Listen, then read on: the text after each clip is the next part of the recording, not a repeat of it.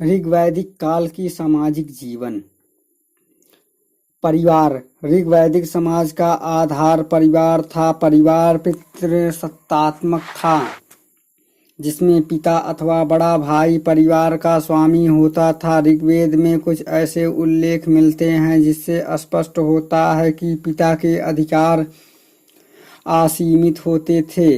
वह परिवार के सदस्यों को कठोर से कठोर दंड दे सकता था। एक स्थान पर ऋजाश्वा का उल्लेख है, जिसके पिता ने उसे अंधा बना दिया था। वरुण सूक्त के सोमशेष के आख्यान से ऐसा निष्कर्ष निकाला जा सकता है कि पिता अपनी संतान को बेच सकता था, परंतु इसका अर्थ यह नहीं है कि पिता और पारिवारिक सदस्यों के संबंध कटुतापूर्ण होते थे। ऐसा उदाहरणों को अपवाद स्वरूप ही समझना चाहिए। पिता परिवार की सदस्यों के सुख दुख का पूरा ख्याल रखता था। हाँ, इतना अवश्य था कि राज्य पारिवारिक जीवन में हस्तक्षेप नहीं कर सकता था। संयुक्त परिवार की प्रथा थी। विवाह सूक्त से ज्ञात होता है कि नवविवाहिता वधू अपने पति के घर में सास ससुर देवर ननद के ऊपर अधिकार रखने वाली सामग्री या सामग्री बन जाती थी। ब्राह्मण अपने के किसी न किसी आदि ऋषि की संतान मानते थे। इसमें कपिल वंश की गोत्र कहा जा सकता था, जिसकी संख्या मूलतः 7 मिलती है। भार्गव, अंगिरस, अत्रिक, कश्यप, वशिष्ठ, अगस्त तथा कौशिक। वर्ण व्यवस्था। ऋग्वैदिक कालीन समाज प्रारंभ में वेद विभेद से रहित था। सभी व्यक्ति जन के सदस्य समझे जाते थे तथा सबकी समान सामाजिक प्रतिष्ठा थी। जन के निर्माण के पूर्व के लोग को आर्य तथा कुष्ठी अथवा चर्षण कहा गया है। आर्य का शाब्दिक अर्थ उत्पादन सामर्थ्य होता है, किंतु भारतीय संदर्भ में इससे तात्पर्य सामान्य जन से है।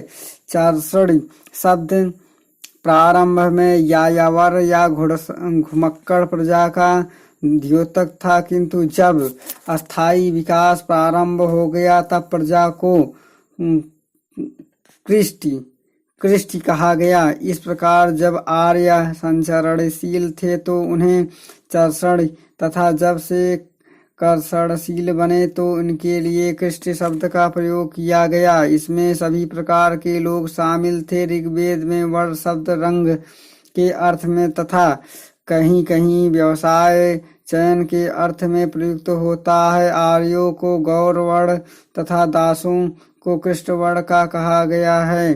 प्रारंभ में हम 3 वर्णों का उल्लेख पाते हैं, ब्रह्म, क्षत्रिय तथा विष्णु। जब आर्य भारत में आए तब उन्हें अनार्यों से संघर्ष करना पड़ा। इसके लिए कुछ ऐसे योद्धाओं की आवश्यकता हुई जो असुरों से उनकी रक्षा कर सके। इस कार्य के लिए उन्होंने अपने में से कुछ उत्साही वीरों को चुना। उन्हें छत्र नाम दिया। छत्र का अर्थ है छत अर्थात हानि से रक्षा करने वाला। ऋग्वेद में छत्र शब्द का प्रयोग सैन्य बल तथा राज्य क्षेत्र तथा छत्री का प्रयोग उसमें निवास करने वाले के लिए हुआ है। नायक तथा योद्धाओं को भी छत्री कहा गया है। इसी प्रकार यज्ञों को कराने के लिए जो व्यक्ति चुने गए उन्हें ब्रह्म कहा गया है। वह विद्वान तथा गुणवान 2 लोगों का वर्ण था। कहीं कहीं ब्राह्मण शब्द का प्रयोग पुरोहित के अर्थों जैसे जनजातीय समुदाय, सन्निवेश, मनुष्यों के समुदाय, सामान्य प्रजा आदि में किया गया है। R.S. शर्मा का विचार है कि इससे तात्पर्य संचरणशील जनजाति से है, जो चारागाहों की खोज में सदा भ्रमण करते रहते थे। कालांतर में यह उत्पादन की प्रक्रिया से संबद्ध हो गया, परंतु इन तीनों वर्णों को कोई कठोरता नहीं थी। एक ही परिवार के लोग ब्रह्म, क्षत्रिय तथा विश्व हो सकते थे।